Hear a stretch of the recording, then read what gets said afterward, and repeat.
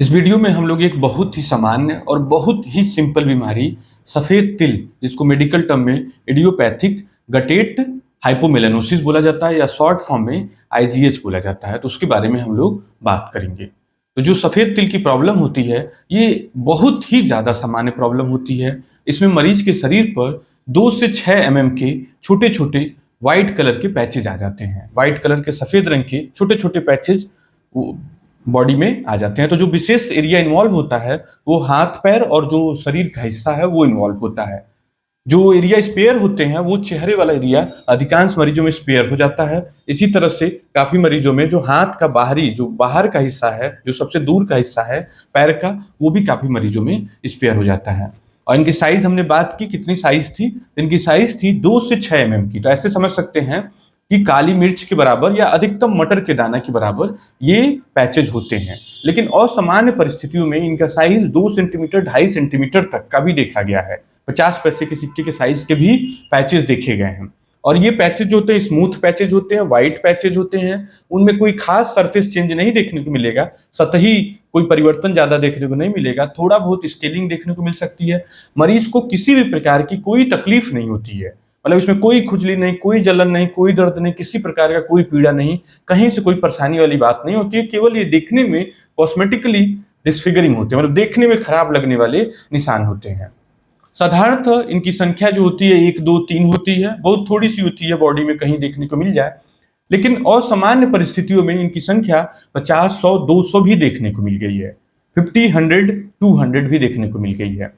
तो और इसके सामान्य होने की जो बात है, अब इसी बात से समझ सकते हैं कि एक रिसर्च में देखा गया जिसमें 70 और 80 साल की उम्र के लोगों को ये शरीर चेक किया गया ऊपर से नीचे तक, तो कोई मरीज नहीं था जिसके शरीर में कोई एक सफेद तिल न हो। मतलब 70 से 80 के बाद ये हर व्यक्ति को इससे भेंट होनी ही होनी है, कोई बच नहीं सकता है।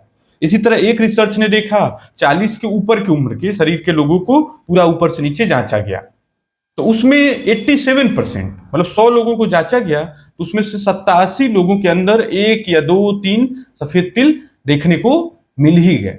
तो मतलब इसी बात से आप अंदाजा लगा सकते हैं। साधारणतः ये परेशानी 30 के बाद ही देखने को मिलती है, लेकिन असामान्य परिस्थितियों में 20-30 की उम्र में भी देखने को मिल सकती है।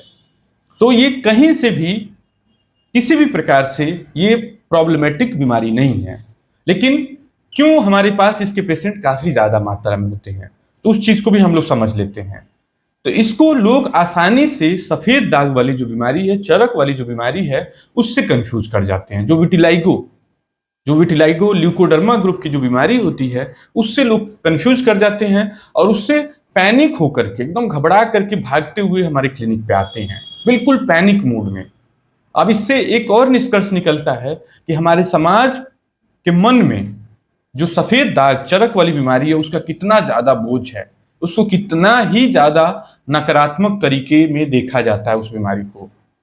तो उस जो विटिलाइगो है उसका बहुत ही ज्यादा, बहुत हेवी सोशल बर्डन है। जिस भी व्यक्ति को ये परेशानी हो जाती है तो वो एकदम निराशा के सागर में डूब जाता है।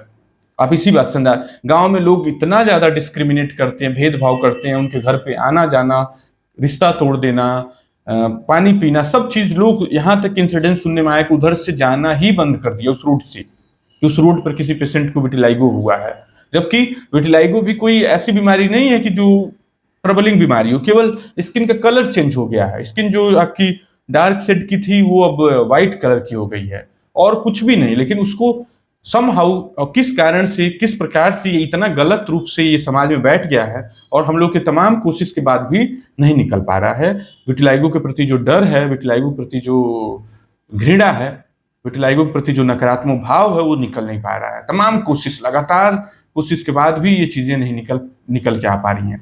तो लोग विटिलाइगो समझ करके हमारे पास भागे हुए आते हैं, लेकिन विटिलाइगो से इस बीमारी में काफी ज्यादा भिन्नता होती है। देखने में तो सफेद है ये भी परेशानी, व्हाइट, मिल्की व्हाइट होता है, तो लोग आसानी से कंफ्यूज कर जाते हैं। तो ये जो प्रॉब्लम होती है ये बहुत ही स्लोली बढ़ने वाली या नहीं बढ़ने वाली। जैसे एक आपको आईजीएच का लीजन आ गया तो हो सकता है कि वो उसी साइज का पूरा जीवन पड़ा रहा। जैसे मटर के दाने बराबर आपको एक पैच आ गया आपके पैर में या फिर आपके पीठ पे या पेट पे, अब ऐसा हो सकता है कि वो सालों साल तक उसी तरह पड़ा रहे, बिल्कुल ना बढ़े, कोई नया निशान भी न आए। ऐसा भी हो सकता है कि 2-2 साल, 4-4 साल, 5-5 साल तक नया निशान न आए, तो ये बिल्कुल संभव है। और जबकि विटिलाइगो के पैचेस कॉन्सिस्टेंटली अधिकांश मरीजों में, 99% मरीजों में यदि इलाज न दिया जाए तो वो बढ़ते चले जाते हैं, और कई बार बहुत ही तेज बढ़ते हैं, मतलब कि 2 महीने के अंदर ही 500 पैच आ गए, डॉट डॉट डॉट डॉट, कभी कभी बड़े बड़े पैच हो गए। तो ये सब चीजें जो होती हैं डिफ्रेंशिएटिंग फीचर होती है। और आईजीएच जो होता है उसमें छोटा पैच है, वो सालों साल एक जैसा ही रहेगा। कभी कभार 1-2 साल पे 2, 4, 5 नए आ जाते हैं। लेट उम्र में इनकी संख्या और ज्यादा आ सकती है, जैसे 60, 70, 80 की उम्र में 10, 20, 50, 100 भी हो सकते हैं। लेकिन साइज इसका इंपॉर्टेंट डिफ्रेंशिएटिंग फीचर है। और दूसरा, इनके जो ग्रोथ है, जो एक लीजन का ग्रोथ है, वो भी बड़ा इंपॉर्टेंट फीचर है जो विटिलाइगो से डिफ्रेंशिएट करता है। नेक्स्ट पार्ट आता है कि इसके डायग्नोसिस का। तो डॉक्टर्स के लिए तो बड़ा इजी होता है डायग्नोसिस करना, वो देख करके ही पता कर लेते हैं। कुछ पेशेंट्स में कंफ्यूजन होता है, कुछ बीमारियां होती हैं जो कि बिल्कुल आईजीएस से मैचिंग होती है। जैसे एक बीमारी होती है लाइकेन स्क्लेरोसिस, तो उसके जो छोटा वाला वेरिएंट है वो कभी कभी बड़ा कंफ्यूजन पैदा करता है डॉक्टर्स के लिए भी। इसी तरह एक बीमारी होती है पीएलसी, पिट्रियासिस लाइकेनाइडिस क्रोनिका। इसी तरह एक बीमारी होती है एक्रोमिक वेरुका, मस्सों का एक फ्लैट वेरिएंट होता है जो सफेद तिल की तरह ही दिखता है। ये सब कंफ्यूजन पैदा करती हैं, लेकिन उसको डॉक्टर जो होता है अपने ऐसे कंडीशन में कुछ टेस्ट का मदद लेके सॉर्ट आउट कर लेता है। जैसे कि एक डर्मोस्कोपी है, जो कि मतलब कह सकते हैं कि हैंड हेल्ड माइक्रोस्कोप, उसको पैच पे लगा करके देख लेता है। तो इसका कुछ कैरेक्टरिस्टिक फीचर होता है, जैसे अमीबॉयड, पेटलॉयड मार्जिन, तो उसको देख करके डॉक्टर जो होता है पता कर लेता है। और कंफ्यूजन हो तो बायोप्सी, छोटा सा एक पीस लेके स्किन का, उसको माइक्रोस्कोप में देख लिया जाता है और सॉर्ट आउट कर लिया जाता है। नेक्स्ट पार्ट आता है इसके ट्रीटमेंट का। तो इसके ट्रीटमेंट में सबसे पहली चीज ये समझनी है कि ये कहीं से कोई प्रॉब्लमेटिक बीमारी नहीं है। मतलब ये कहीं से आपको किसी प्रकार से तकलीफ देने वाली बीमारी नहीं है, केवल आपको अपने मन को समझाना है। मतलब एक तरह से कहा जाए, यदि आप अपने मन को ये बात समझा लें कि ये परेशानी वाली बीमारी नहीं है, तो इसकी किसी भी प्रकार की 1 रुपए की इलाज की जरूरत नहीं है। क्योंकि ये न ज्यादा बढ़ने वाली बीमारी है, न ज्यादा फैलने वाली बीमारी है, न जिसका ज्यादा साइज बढ़ना है। लेकिन अधिकांश लोग, विशेष करके जो यंग लोग हैं, जैसे जो लेट एज के लोग हैं 70-80, वो तो आसानी से स्वीकार कर लेते हैं। लेकिन जो यंग लोग हैं 30-40, वो उनको कन्विंस कर पाना बड़ा ही डिफिकल्ट टास्क होता है हम लोग के लिए। उनको समझा पाना कि कोई, वो जिद पे अड़े रहते हैं कि नहीं नहीं मुझे इसका इलाज चाहिए ही चाहिए, इससे मुझे मुक्ति पानी ही पानी है। तो उस चीज के लिए ये समझ लेना है कि इसको ठीक करने की कोई खाने वाली दवाई, एक खाने वाली दवाई नहीं बनी है। अब इसके इलाज के लिए बहुत अच्छे अच्छे विकल्प हैं, लेकिन वो विकल्प हैं या तो केमिकल थेरेपी, या फिर लेजर थेरेपी, या फिर सर्जिकल ऑप्शन। ये 3 ऑप्शंस हैं जो कि इसके ट्रीटमेंट में उपयोग में लाया जाता है। तो जो केमिकल ऑप्शन है वो बड़ा पॉपुलर है, सभी डॉक्टर इससे बड़ा फेमिलियर होते हैं, बहुत ही ज्यादा यूज किया जाता है। एक केमिकल होता है जिसका नाम होता है ट्राइक्लोरोएसिटिक एसिड, टीसीए, और दूसरा केमिकल होता है जिसका नाम होता है फिनॉल, 88% फिनॉल। तो ये 2 केमिकल इसके इलाज में काफी ज्यादा उपयोग में लाया जाता है।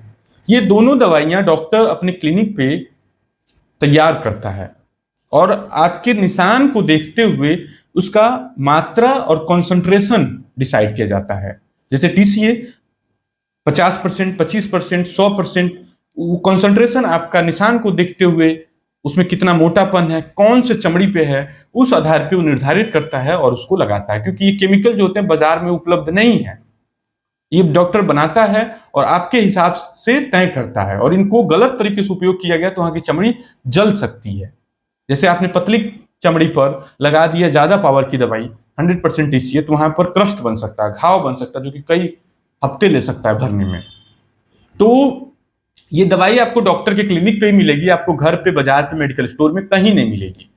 और टीसीए लगाने के बाद काफी डॉक्टर फोटोथेरेपी प्रीफर करते हैं और कुछ लगाने वाली दवाइयां प्रीफर करते हैं। तो फोटोथेरेपी में अब तमाम तरह की खाने वाली गोलियां आ चुकी हैं जिनको खा करके धूप दिखाना है।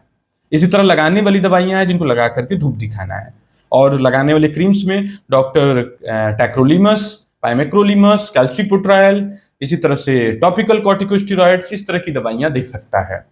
तो ये सब ऑप्शंस होते हैं जिससे मैनेज किया जाता है। अब इसी तरह से लेजर बेस्ड थेरेपी, तो अब तमाम तरह के लेजर्स हैं जिनको इलाज में लाया जा रहा है। जिसमें सबसे ज्यादा पॉपुलर है वो है CO2 laser, carbon dioxide laser. इसी तरह एक्साइमर लेजर भी अब इसके ट्रीटमेंट में उपयोग में लाया जा रहा है। तो अब नए नए मॉडलिटीज और उनके अच्छे रिजल्ट्स भी देखने को मिलता जा रहा है। इसी तरह से जो सर्जिकल मॉडलिटी की हमने बात की, तो जैसे एक आपका तिल था तो उसकी स्किन को काट करके एक मशीन होती है, पंच उसे बोला जाता है, उससे काट के डॉक्टर निकाल देता है। ज्यादा निशान है तो उस कंडीशन में एक डर्मा अब्रेडर आती है जिससे डॉक्टर उन पैचेस को रगड़ करके निकाल देता है। कुछ डॉक्टर क्रायोथेरेपी, ठंडी गैस की सेकाई का भी इसके इलाज में उपयोग में लाते हैं। तो ये सब ट्रीटमेंट ऑप्शंस जो होते हैं उपयोग में लाया जाता है और अधिकांश मरीजों में काफी ज्यादा पॉजिटिव इंपैक्ट देखा जाता है। काफी मरीजों का ये प्रश्न होता है कि इस बीमारी को बढ़ने से रोका कैसे जाए। तो इसका रोकने का बहुत ही पुख्ता प्रमाण अभी तक उपलब्ध नहीं है, लेकिन इसको माना जाता है कि एक तरह का एजिंग प्रोसेस की वजह से बीमारी होती है, धूप की वजह से, ऑक्सीडेटिव स्ट्रेस की वजह से। तो यदि आप धूप से बचाव करते हैं, सनस्क्रीन यूज करते हैं, अपने डाइट में एंटीऑक्सीडेंट्स, ज्यादा vitamin A, vitamin C, vitamin E, इस तरह के विटामिन और जो नेचुरल सोर्सेज हैं उनका उपयोग करते हैं, तो संभवतः इस बीमारी के प्रोग्रेशन को रोका जा सकता है। लेकिन बिल्कुल फुल प्रूफ अभी डॉक्टरों के पास, रिसर्चर्स के पास एविडेंस नहीं है कि कैसे इस बीमारी को जो जो जो 2-4 ही निकल रहा है, 2-4-5 सालों में निकलेगा, उसको ही रोकने का मतलब पुख्ता प्रमाण अभी नहीं उपलब्ध है। तो निष्कर्ष के तौर पे ये बिल्कुल ही सिंपल बीमारी है। आप इसको देखें तो बिल्कुल भी पैनिक नहीं है, कहीं से किसी प्रकार की चिंता करने की जरूरत नहीं है। यदि कोई बड़े पैचेज हो तो उस कंडीशन में आप अपने डॉक्टर से मिल सकते हैं, अपने स्किन डॉक्टर से। छोटे पैचेज हो जैसे मटर के दाने के बराबर, काली मिर्च के दाने बराबर, तो यदि आप खुद को कन्विंस कर सकते हैं तो इसे इग्नोर कर दें। कहीं कोई घबराने की बात नहीं है, विटिलाइगो से कंफ्यूज नहीं होना है। यदि आप अपने आप को कन्विंस नहीं कर पा रहे हैं तो उस कंडीशन में आप अपने स्किन डॉक्टर के पास मिलें। आपको इधर उधर अब नहीं भटकना है, सीधे आपको अपने स्किन डॉक्टर के पास जाना है, उससे अपने कंसर्न को शेयर करना है। वो कुछ ट्रीटमेंट आपको देगा और आपकी परेशानी खत्म हो जाएगी। Thank you.